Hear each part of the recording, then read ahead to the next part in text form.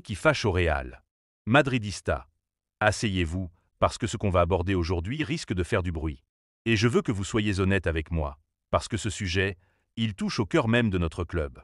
Depuis que Xavi Alonso a pris les commandes du Real Madrid, une chose saute aux yeux, une chose que personne ne peut nier. Vinicius Junior n'a jamais joué un seul match entier. Jamais. Vous m'entendez bien, pas une seule fois, pas une seule rencontre complète de 90 minutes. Et pourtant, on parle de Vinicius Junior. Pas d'un remplaçant quelconque, pas d'un joueur en méforme, pas d'un jeune en apprentissage. On parle du joueur qui, il y a quelques mois à peine, était le visage même du Real Madrid.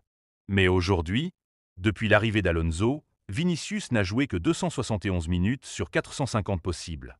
Vous avez bien entendu, même pas la moitié. Alors je vous pose la question, qu'est-ce qui se passe? Sérieusement, quelqu'un ici peut-il m'expliquer pourquoi notre star brésilienne est réduite à un rôle secondaire, presque humiliant, alors qu'il n'a aucun problème physique, aucune blessure, rien qui puisse justifier une telle mise à l'écart? Moi, j'ai ma petite idée. Mais avant d'entrer dans le vif du sujet, je veux que vous me disiez en commentaire, est-ce que ça ressemble pour vous à une gestion normale ou à un boycott pur et simple? D'abord, remettons les choses en place. Parce que les chiffres, eux, ne mentent jamais. Sur 5 matchs depuis la prise de fonction de Xavi Alonso, ça fait 450 minutes potentielles. Et sur ces 450 minutes, Vinicius n'en a joué que 271. Et encore, souvent en étant sorti avant la fin, ou parfois en commençant sur le banc. Et là, je sais ce que certains vont dire, oui mais peut-être qu'il fallait le reposer, peut-être qu'il avait un souci physique. Faux. Pas une seule blessure, pas un seul problème médical annoncé. Vinicius est en pleine forme. Alors pourquoi? Je veux que vous me répondiez honnêtement. Est-ce qu'on peut accepter qu'un joueur qui a porté Madrid sur ses épaules, qui nous a fait rêver en Ligue des Champions, qui était sur toutes les couvertures de journaux comme futur Ballon d'Or, soit aujourd'hui traité comme un simple figurant? Est-ce que c'est ça, le Real Madrid qu'on connaît? Et c'est là que l'affaire devient encore plus sombre.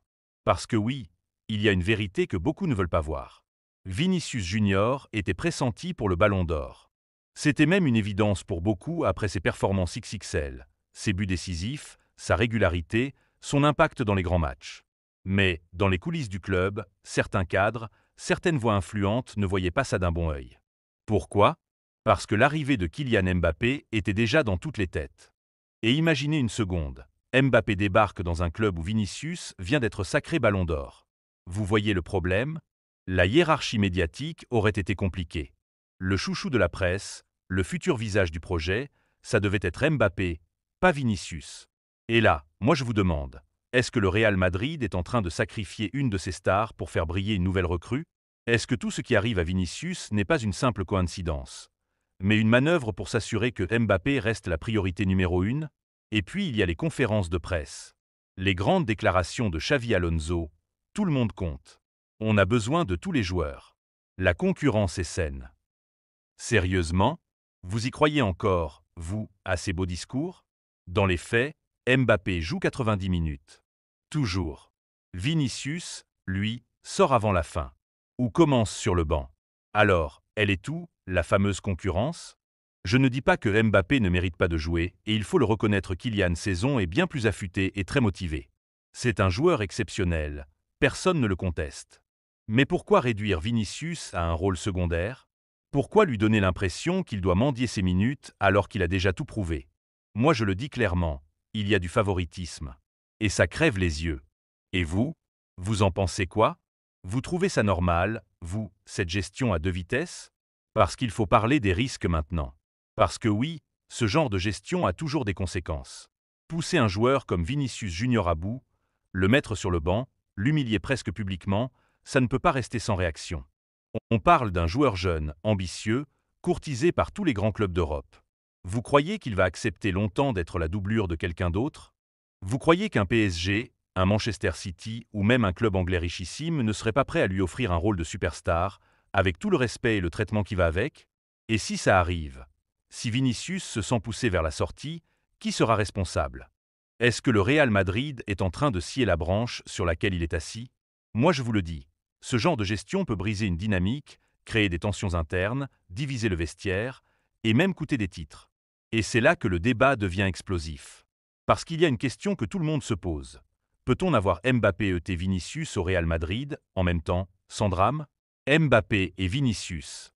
Sur le papier, ça fait rêver. 2 fusées, 2 stars mondiales, 2 machines à marquer et à faire lever les foules. Mais dans les faits, l'ego, la presse, les supporters, ça ne pardonne pas. Il y a toujours un moment où il faut un visage pour le projet. Et aujourd'hui, tout indique que ce visage, on veut que ce soit Mbappé. Mais est-ce que ça doit être au détriment de Vinicius? Est-ce que c'est vraiment ça, la meilleure solution pour le club? Moi, je dis que les deux peuvent coexister. Mais pas avec cette gestion-là. Pas en humiliant l'un pour faire briller l'autre. Et vous, vous en pensez quoi? Qui doit être le numéro 1 au Real Madrid? Mbappé, Vinicius ou aucun des deux? Depuis quelques semaines, les réseaux sociaux s'enflamment. Certains défendent Xavi Alonso. Il connaît mieux que nous, il a ses raisons. D'autres crient au complot. On veut tuer Vinicius pour faire briller Mbappé. Les débats font rage, les commentaires explosent. Et vous, vous êtes où dans tout ça? Parce que c'est aussi ça, le Real Madrid. Un club où les supporters ont une voix. Où les débats ne s'arrêtent jamais. Et moi, je veux que vous me disiez en commentaire, est-ce que Xavi Alonso gère bien l'équipe ou est-ce qu'il est en train de semer les graines d'une guerre interne? On a parlé des chiffres. On a parlé du favoritisme. On a parlé des tensions internes, du ballon d'or, de Mbappé, de la hiérarchie, des risques pour l'avenir. Et maintenant, il ne reste qu'une question. Est-ce qu'on assiste à la fin d'une ère pour Vinicius Junior ou au début d'une guerre pour le trône du Real Madrid? Madridista, c'est à vous de parler maintenant. Dites-moi ce que vous en pensez. Aimez, commentez, abonnez-vous. Parce que ce débat, on va le mener jusqu'au bout.